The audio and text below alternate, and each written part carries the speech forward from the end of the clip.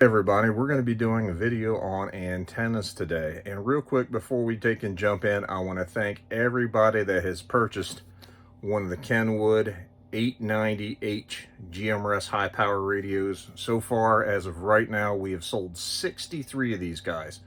We've gone through our first batch, our second batch, and we're on to our third batch, which is a little bit smaller, but we still have some available. If you are still interested in purchasing that, I would highly recommend that you do that sooner than later, because I don't know what our availability is going to be like in the future. So whether you're new to GMRS or if you're an old head at it and you've been doing it for years, antennas can be some of the biggest frustrations when it comes down to getting your signal out and doing a really good job of getting communications.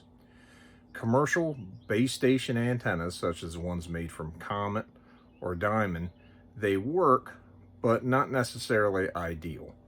There are other options that you can get. There's some that you get that you purchase these antenna in a bags, where you have to go out and get your own PVC pipe and then assemble that together.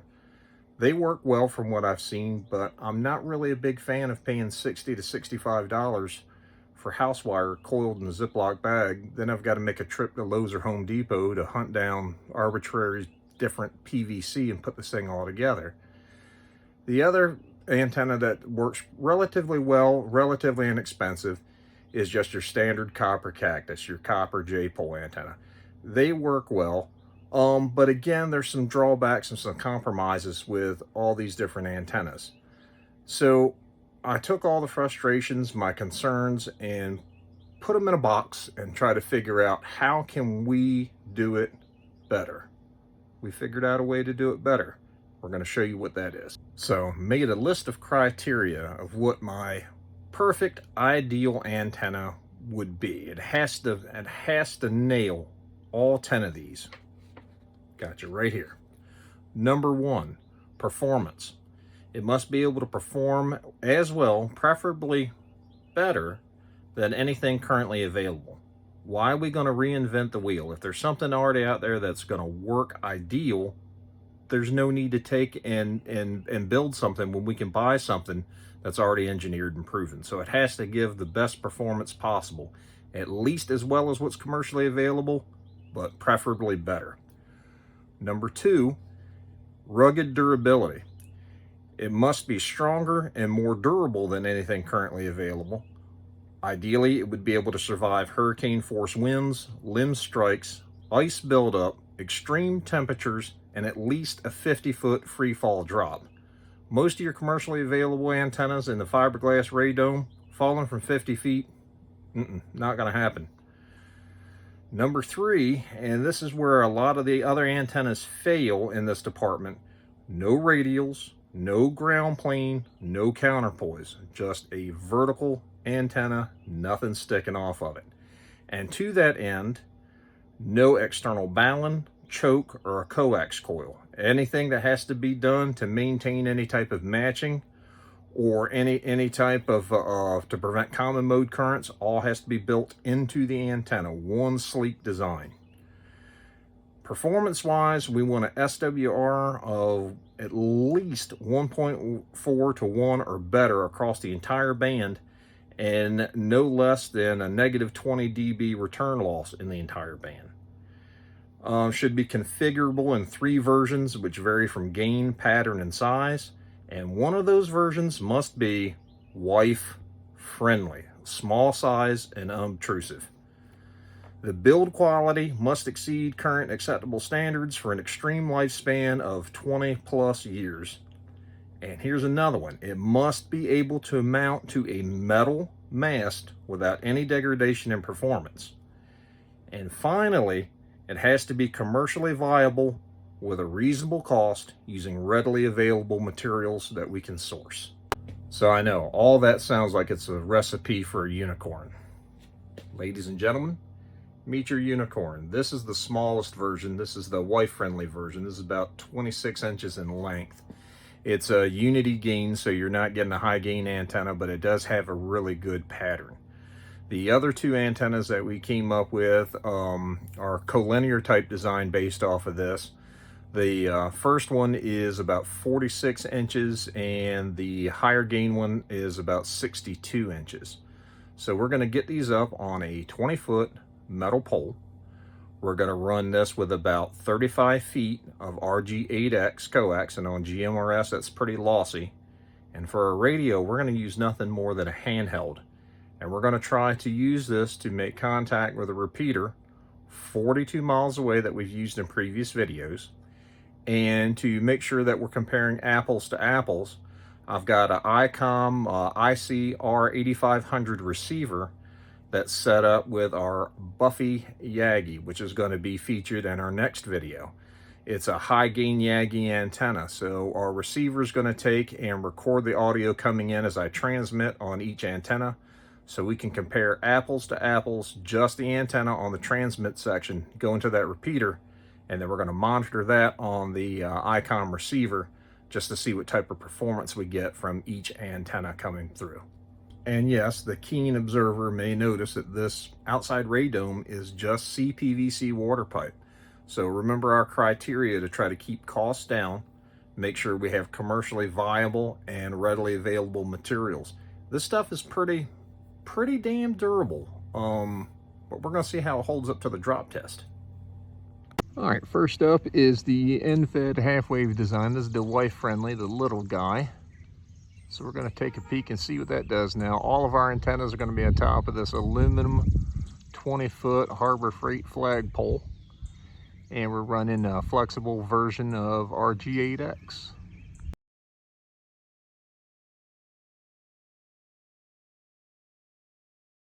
All right, so we got number 2 up there now. That's our half-wave over half-wave collinear design.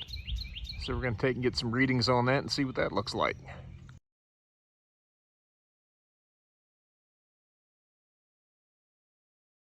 Alrighty, now we got the big one up there. That is 4 half-waves collinear. We're going to give that a go and see what that does.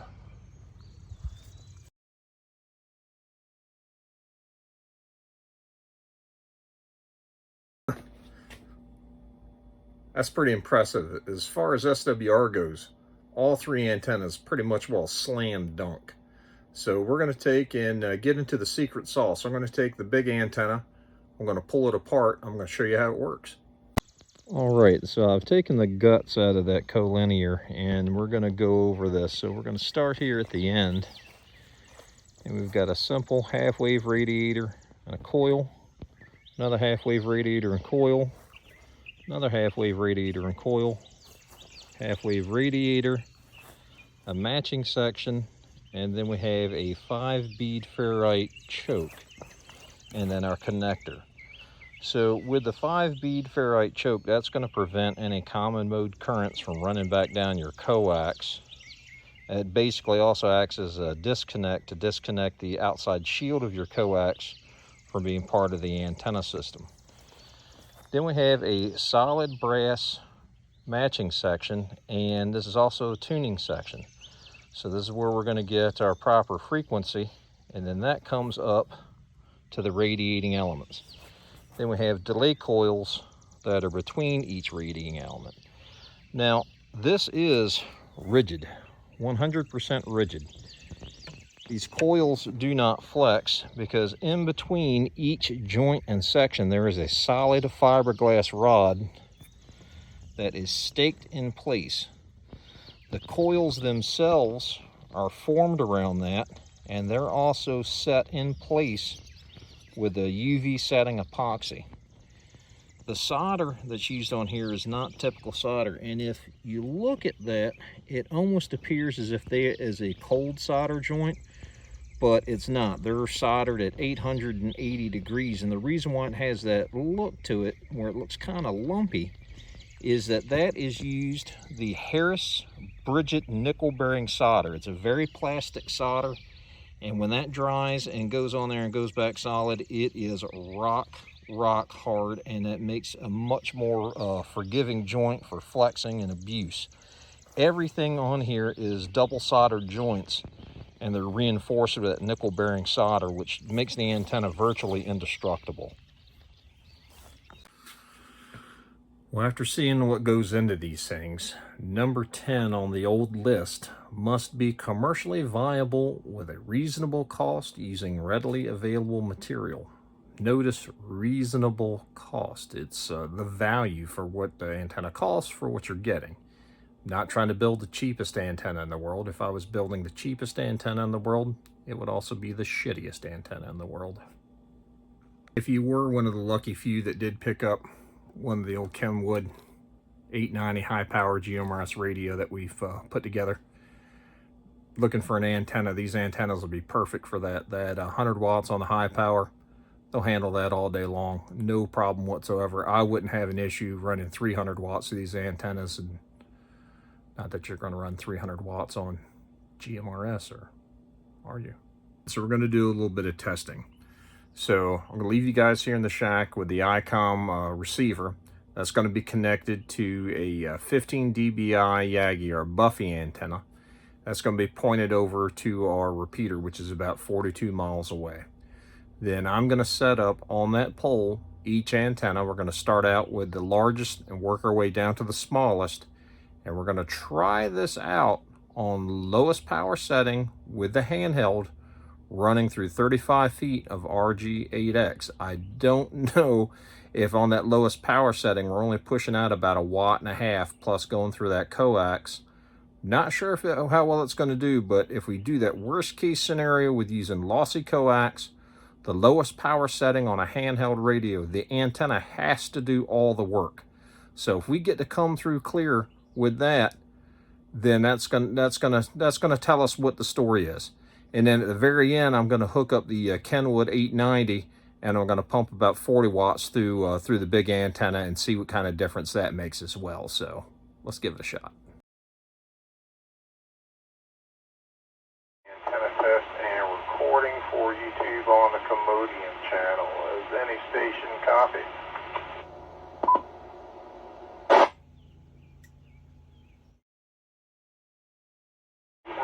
Has a copy.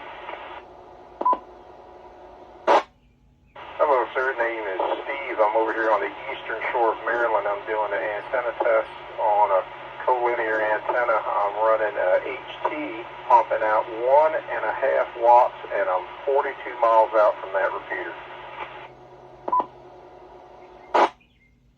You're coming through loud and clear, remarkably clear. I'm over here in St. Mary's County, down towards the, well, I'm not too far from that repeater. Well, it's a regular smaller antenna. Excellent. I have two other antennas I'd like to test. Can I trouble you to stay around while I switch those up real quick? Yeah, I'll be glad to stand by.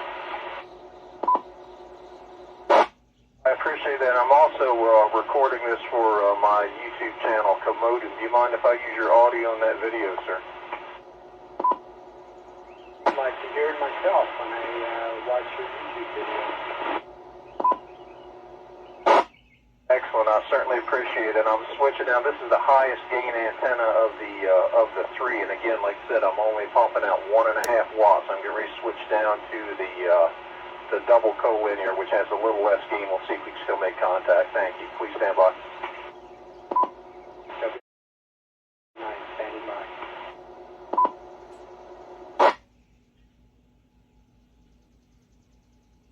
This is back on the air. How do you copy? Copy you, same loudness, maybe a little less clear, but for the most part, it's static clear. Alright, just for testing purposes, I'm going to bump the power up to 6 watts and see if that makes any difference for us.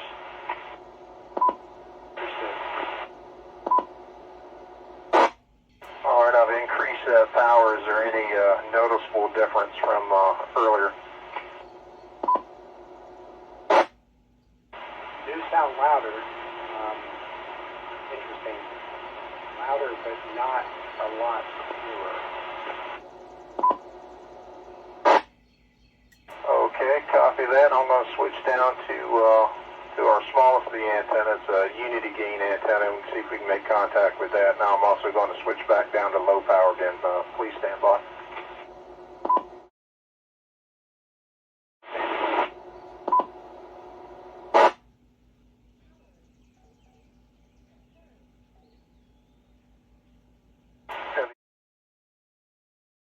Back online, how do you read? Still reading you. Little more static on this one. And again, it's loud. That's the lowest gain antenna of the two, and I'll drop down to low power. I'm going to increase to high power and see if that makes a difference. Okay, you are clearly readable. It's not as strong and clear as before. And that's perfectly understandable, doing 42 miles with 1.5 watts, and that's also running through 35 feet of RG8X. That's kind of lossy for GMRS as well. Yeah, I'm impressed. 1.5 watts making it that distance, that's really impressive. Okay, here we are at 5 watts. Has that held the communications from point to point any? Does make you sound stronger and clearer. None of it seemed to be as clear as that first one you came in on. That seemed like I was just talking to you next door.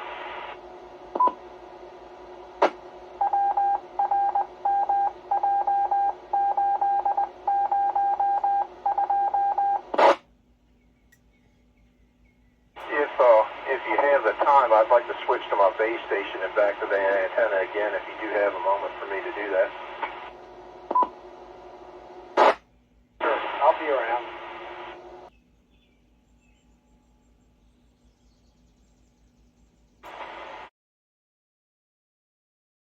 Test recording for YouTube with base station and 4 half-wave collinear antenna.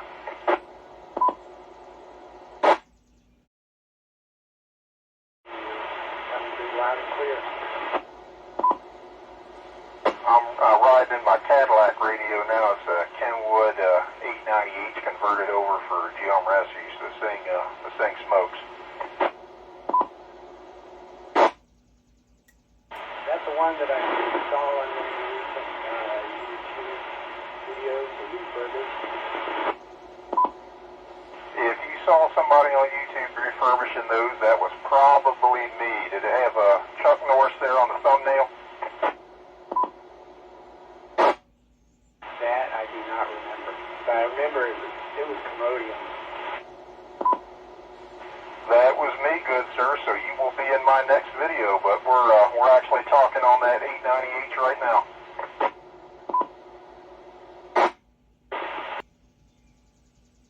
Definitely clear, definitely loud.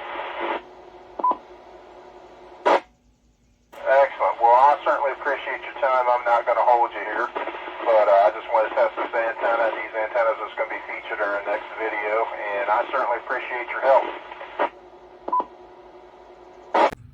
I couldn't be happier with those results. All 3 of those antennas, beautiful, solid performers.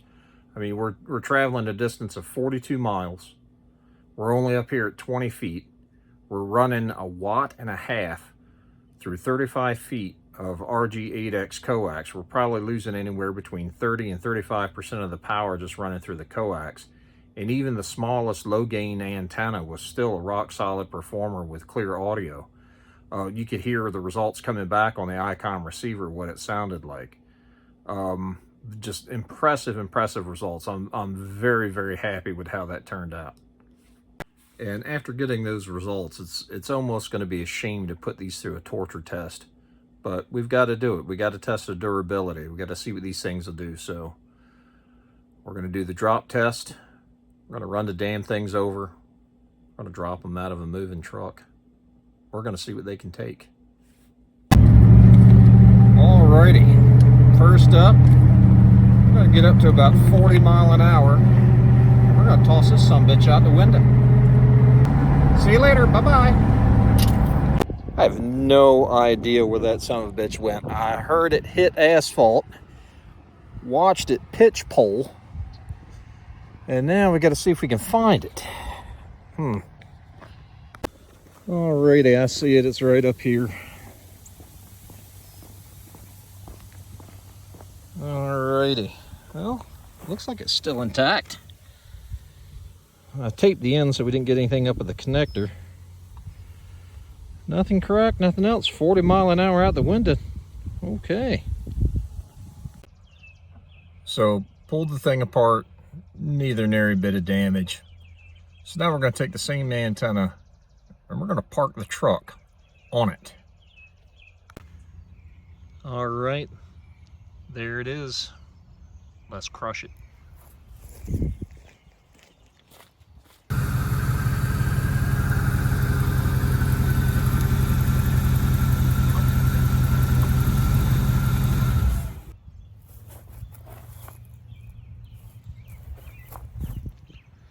Huh. Let's back it back.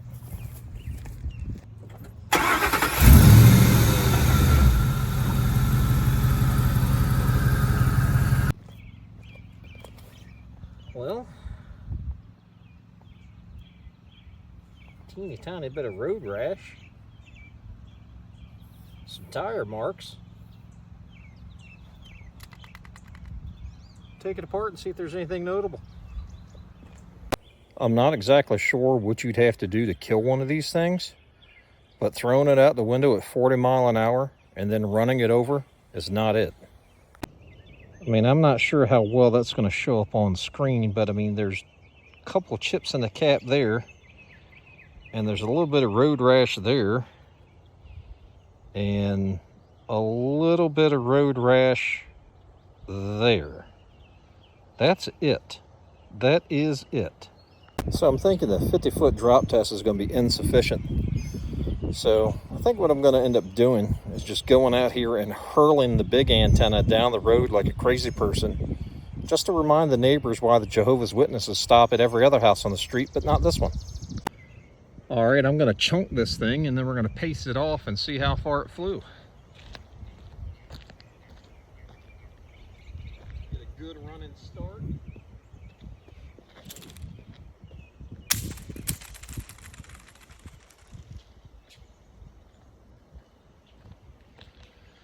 All right. 1, 2, 3.